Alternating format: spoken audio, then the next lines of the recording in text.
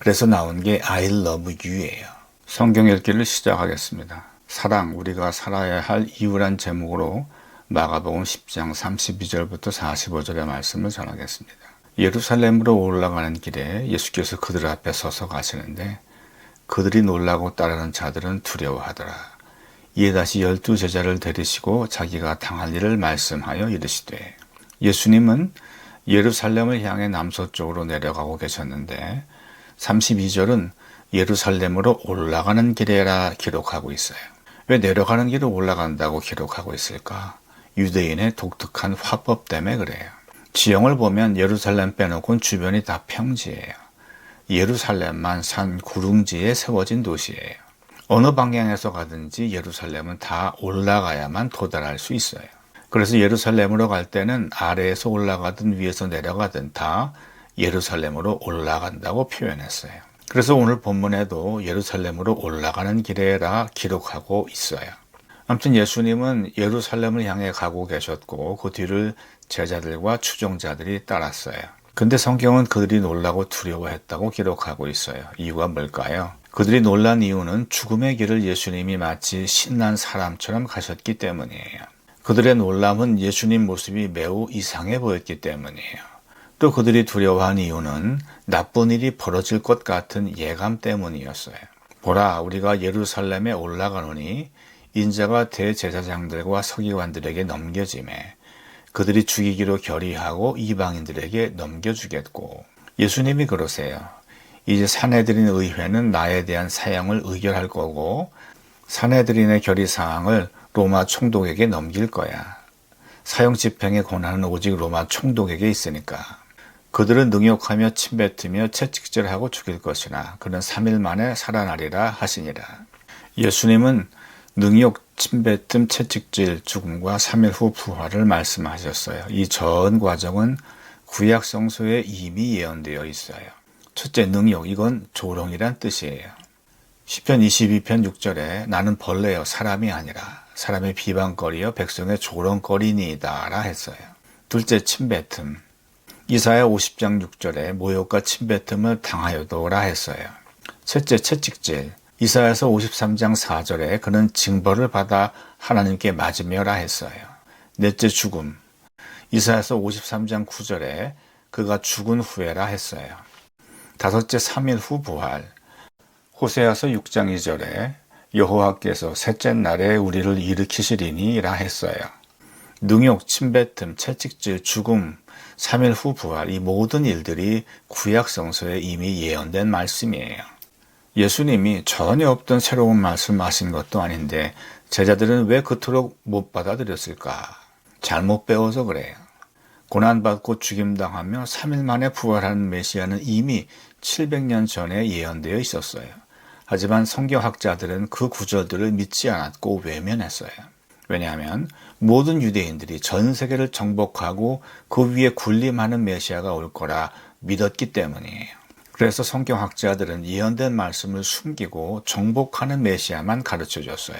사람들의 열망에 맞춰 말씀을 왜곡시키고 왜곡된 걸 하나님 말씀이라 가르친 것이죠. 그러니 예수님이 아무리 성경 말씀을 하셔도 어떤 유대인도 예수님 말씀을 받아들일 수가 없었어요. 세베대의 아들 야고보와 요한이 주께 나와 여짜오되 선생님이여 무엇이든지 우리가 구하는 바를 우리에게 하여 주시기를 원하옵나이다. 제자 요한과 야고보 형제가 부탁 하나 할 건데 꼭 들어주세요라 해요. 이르시되 너에게 무엇을 하여 주기를 원하느냐? 뭘 원하는데? 예수님이 물어보셨어요. 여짜오되 주의 영광 중에서 우리를 하나는 주의 우편에 하나는 좌편에 앉게 하여 주옵소서. 장차 메시아 제국이 세워지면 저희를 제국 서열 1, 2위에 앉혀주세요. 참 싸가지 없죠. 예수님 이제 곧 죽으신다는데 지들 입속만 챙기려더니 예수께서 이르시되 너희는 너희가 구하는 것을 알지 못하는도다. 내가 마시는 잔을 너희가 마실 수 있으며 내가 받는 세례를 너희가 받을 수 있느냐? 야고보와 요한이 엄청 싸가지 없는 요구를 했는데도 예수님은 야단 안 치세요. 오히려 차분하게 설명하세요. 먼저 예수님은 너흰 하나님 나라 서열 1, 2위가 어떤 자리인지 모르면서 구하고 있다 그러세요. 왜 그럴까요? 잔과 세례가 뭔 뜻이에요? 십자가 죽음을 뜻해요. 너희도 나처럼 죽을 수 있니? 예수님이 물으신 거예요. 그들이 말하되 할 수 있나이다.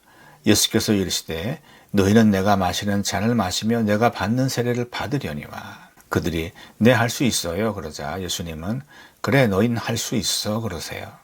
예수님은 장차 그들이 예수와 복음을 위해 목숨 바쳐 헌신할 것을 아셨어요. 실제로 야고보는 최초의 교회, 예루살렘 교회의 목사가 되어 순교하게 돼요. 요한은 비록 젊은 나이에 순교하지 않았지만 95세까지 살아남아 말씀을 깊이 묵상하여 요한복음을 남겨요. 둘 다 예수와 복음을 위해 목숨 바치는 헌신을 해요. 그래서 야단 안 치신 거예요. 하지만 그들은 생각의 관성 때문에 정복하는 메시아 개념을 아직 버리지 못해요. 그럼에도 불구하고 그것도 결국 예수의 십자가 죽음 앞에서 산산조각 나고 말아요. 부수라 하지 않아도 부서질 거예요. 제자들은 예수님이 십자가에 처형되시자 뿔뿔이 흩어져 도망쳐요. 두려워하며 숨어 지내다 기도 중에 약속하신 성령을 받고 비로소 변화를 받아 죽기까지 헌신하게 돼요. 내 좌우편에 앉는 것은 내가 줄 것이 아니라 누구를 위하여 준비되었든지 그들이 얻을 것이니라. 천국의 서열 1, 2위는 정해지지 않았어요. 오픈런이에요. 누가 1, 2위가 될지 끝까지 가봐야 알아요. 10제자가 듣고 야고보와 요한에 대하여 화를 내거늘 나머지 10제자들이 열받은 건 당연해요. 예수께서 불러다가 이르시되 이방인의 집권자들이 그들을 임의로 주관하고 그 고관들이 그들에게 권세를 부리는 줄 너희가 알거니와. 세상 사람들은 권력을 맘대로 휘두르려고 높은 자리에 오르려 하지 너희 중에는 그렇지 않을지니 너희 중에 누구든지 크고자 하는 자는 너희를 섬기는 자가 되고 너희 중에 누구든지 으뜸이 되고자 하는 자는 모든 사람의 종이 되어야 하리라. 너희 중에는 그렇지 않을지니 너희는 그렇게 배우지 않았고 앞으로도 서열 놓고 다투지 않을 거다란 뜻이에요. 왜죠? 제자들 마음속에 섬김의 리더십이 자랄 것이기 때문이에요. 제자들은 사랑이 제일이며 낮아진 만큼 할 수 있다는 예수님의 말씀을 성령으로 변화받은 후에야 비로소 깨달아요. 인자가 온 것은 섬김을 받으려 함이 아니라 도리어 섬기려 하고 자기 목숨을 많은 사람의 대속물로 주려 함이니라. 예수님은 이 세상에 오신 목적을 섬김과 대속물로 요약하셨어요. 섬기다란 히라보로 디아코네오예요. 원래 뜻은 누구누구의 종이 되다라는 뜻인데 점차 섬기다란 뜻으로 발전해요. 그래서 섬긴다는 것은 누군가의 종이 되는 거예요. 예수님은 우리를 섬기러 이 세상에 오셨어요. 종이 되어 죽기까지 우리를 섬기셨어요. 또한 대속물이라 했어요. 인질 노예로 잡힌 자를 위해 지불한 몸값이에요. 우린 죄의 노예로 죽을 수밖에 없는 운명이었어요. 그런 우리에게 참 생명과 자유를 주시려고 하나님은 당신의 아들 예수의 목숨으로 그 값을 지불하셨어요. 십자가는 하나님이 내신 비싼 비용이에요. 이게 대속물의 의미예요. 대속은 예수님이 오시기 700년 전에 이사야 53장에 이미 예언된 말씀이에요. 그가 살아있는 자들의 땅에서 끊어짐은 마땅히 형벌받을 내 백성의 허물 때문이라. 나의 의로운 종이 그들의 죄악을 친히 담당하리로다. 여호와께서 그의 영혼을 속건제물로 드리기에 이르면 그가 자기 영혼을 버려 많은 사람의 죄를 담당하며. 하지만 유대인 성경학자들은 그 예언을 이해하지 못했고 무시해버렸어요. 모든 유대인들의 열망에 따라 성경을 왜곡해서 믿고 가르쳤어요. 하지만 사랑 없인 우린 아무것도 아니에요. 살아야 할 이유도 존재의 목적도 없어요. 사랑은 하나님이며 우리의 전부예요. 그러므로 우린 사랑하며 살아야 해요. 사랑을 위해 모든 것을 걸어야 해요. 일본 드라마는 너무 재미없어 일본인도 안 봐요. 한국 드라마가 이미 일본을 꽉 잡고 있어요. 그래서 일본의 지상파 방송사 TBS가 특단의 조치를 내려요. 우선 남주를 한국인으로 쓰고 드라마 여러 곳에 한류적 장치들을 써요. 그래서 나온 게 I love you예요.